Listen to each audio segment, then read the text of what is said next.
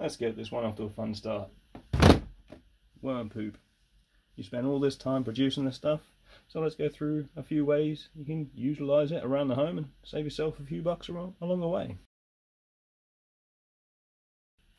Let's start with the easiest first, top dressing. This can be done any time of year. Personally, I like to do it in late autumn, mid to late autumn, as well as early to mid springtime. And additionally, you can always top dress at any point that you see a plant distressed or lacking any micronutrients, as well as if you're concerned that you might want to boost the microbial colony in the root zone. So this can be done simply by applying a small layer of worm castings to the top of the pot and gently firming it in around, after which we'll water it in just to make sure all those beneficial microbes are washed down into the root zone. For the second way to save money around the house with the worm castings you produced, think about making your own potting soil. This can be done simply with a 3-part blend, which I will leave a link to in the card above, but just briefly we're going to run through 1 part coconut coir, 1 part worm castings, and 1 part perlite. And this is one of the best base blends you can get for any soil mix, with additions like sand or grit made for your more arid enjoying plants, or vermiculite can be added for plants that enjoy a wetter root zone. So let's quickly mix up this really simple 3-part base blend. Once this is all mixed up, it can be left and stored and just used at your will, but also feel free to use this all but immediately, because there is not really any cooking time with this. We haven't added any high nitrogen fertilizers. It should be just a very nice balanced medium.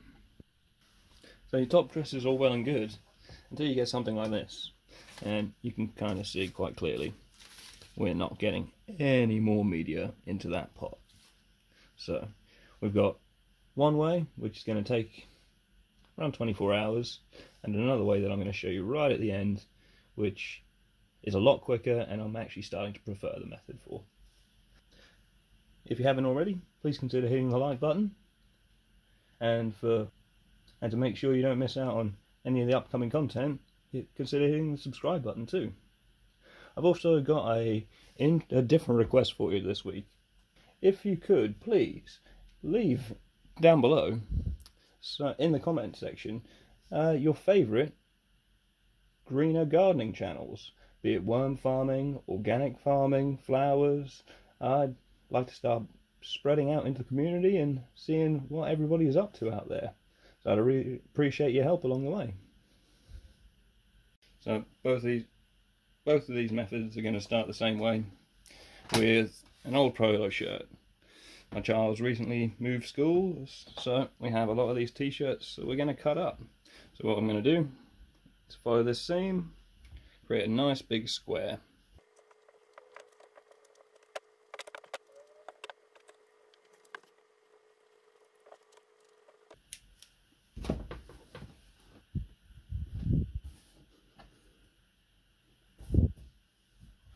Now we've got our square, we're just going to take a large cup of worm castings right in the centre.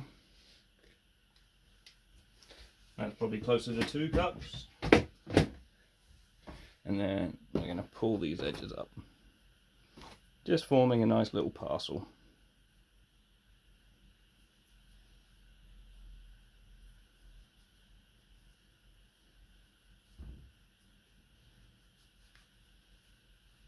Now we can secure this with the zip tie.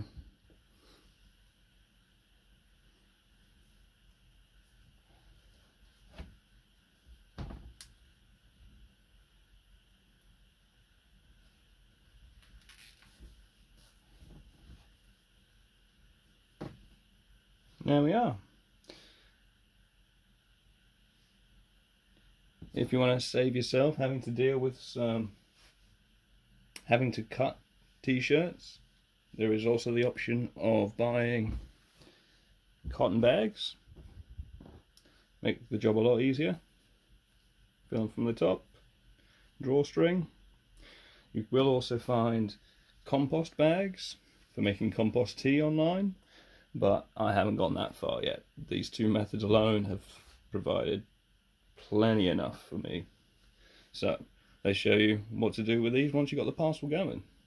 So the first method I want to talk about would be aerated compost tea, but my air pump, either I've lost it or I broke it or threw it out, but it can't be located at the moment. So essentially you will suspend the worm castings in the bucket. This is a 10-litre bucket of water right here, and then the aeration will massage the castings for 24 hours. I don't recommend going more than 72, but the method that I recommend nowadays is what you're actually witnessing, where I'm doing more of a compost wash. So I'm just massaging the material, trying to get the most of the water-soluble material into the water. The water should be dechlorinated. You can do this either by getting water from a water butt outside or adding some vitamin C. A small pinch is typically enough to bind with the compounds. So what we're doing here is really just getting all the water-soluble nutrients out of the worm castings, as well as knocking all the biology off into the water. So after only a matter of a couple of minutes, well, even just 1 minute could be enough if you're gently massaging the material. I've heard as little as 12 dunks. Personally, I like just a little bit more, but you can kind of see already we're getting a nice colour to the water. And this is going to be perfect for these pots that we really can't fit any more medium into, but we're looking to boost the biology in the pots, as well as add some fertility to them as well.